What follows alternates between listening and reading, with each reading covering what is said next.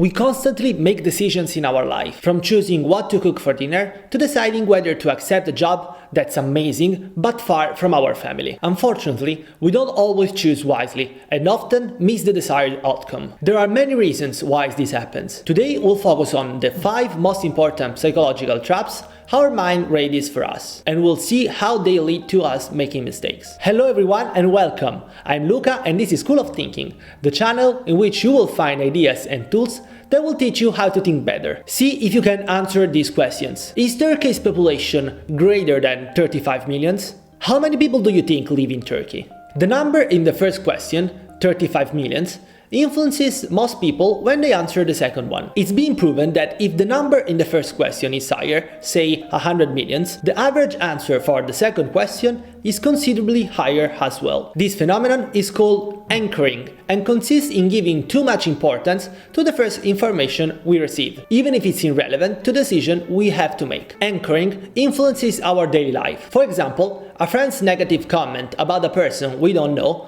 will greatly influence our judgment of said person. Sometimes, such shortcuts can be reasonable. If our friend is a person we trust, then it might be sensible to trust their judgment on the person we are about to meet. Problems arise when we give too much importance to this information and too little to other, likely more relevant data. But what can we, humble mortals, do to avoid the trap of anchoring? One thing we can do is to think about the problem by ourselves before listening to others, so to avoid anchoring to their ideas. Similarly, we can avoid anchoring others to our ideas and evaluations. Asking for advice after we have expressed our ideas greatly increases the chances of getting back our own prejudices, and we don't want that. Imagine your grandpa left you an old Beetle. It's in good condition, but you're not planning on driving it. You could earn quite a bit from selling it, certainly more than if you let it collect dust in your garage. Rationally then, you should sell the Beetle. However, in most cases, most people never sell it, nor do they drive it. We have a tendency to maintain the status quo even when it's convenient for us. This is the second trap of decision making. It doesn't matter how open to new experiences or ready to get out of the comfort zone we might be.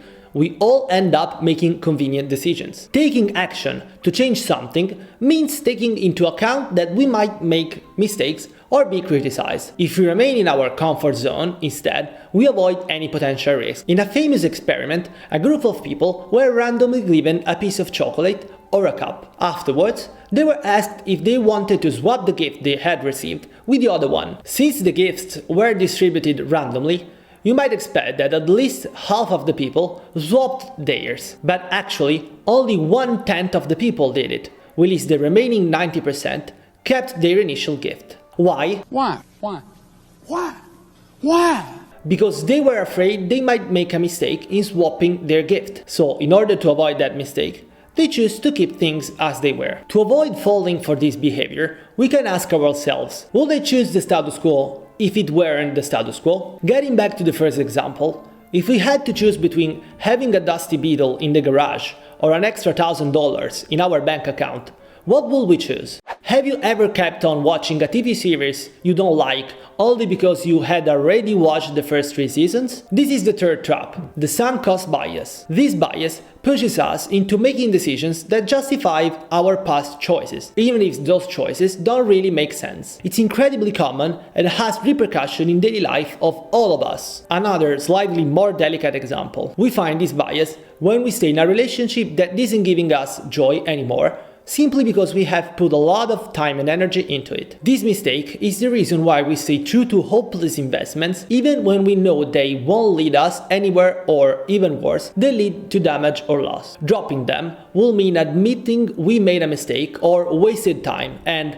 as we have seen, is not something we want. What can we do to avoid being too influenced by this trap? We can ask ourselves why it's so difficult for us to admit we made a bad decision in the past. For example, if we are in the second year of a political philosophy and economics university course, it may be difficult to admit that the career potential of that degree doesn't appeal to us and that we might have made the wrong choice. Perhaps it's a matter of self-esteem, or we are afraid to disappoint our parents. But we should always try to identify which factors are influencing us. The fourth mistake consists in only looking for data, evidences, and theories that confirm what we already believe, avoiding anything that might disprove it. This kind of mistake not only influences where we look for information, but also how we interpret the evidence we find, giving too much importance to information that supports our ideas. We briefly touched this subject in a past video, when we explained the difference between the soldier and the scout mindset. If you want to learn more,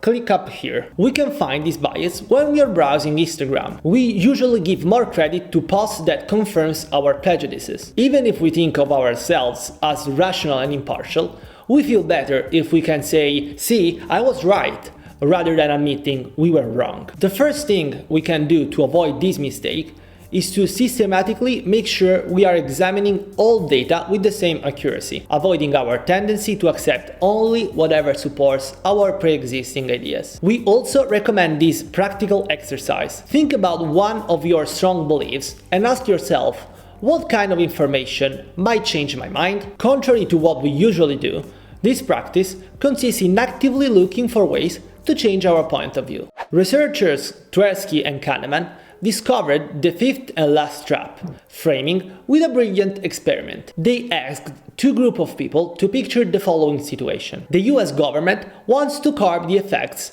of a disease that will, with absolute certainty, kill 600 people. The first group have to choose between two strategies to solve the situation. They are told that the strategy 1 will save 200 people, while strategy 2 has 1/3 of probability of saving 600 people and 2/3 of probability of saving no one. The second group were told about two strategies, but in a different way. The first strategy will kill 400 people. The second strategy, however, has 1/3 of probability of saving everyone and 2/3 of probability of killing 600 people. 72% of people from the first group choose strategy 1, 200 people will be saved, while 78% of people from second group choose strategy 2, 1/3 probability that no one will die and 2/3 probability that 600 people will die. Curiously enough, the decisions the two groups are expected to take are identical. They differ in the way the outcomes are presented. In the first case,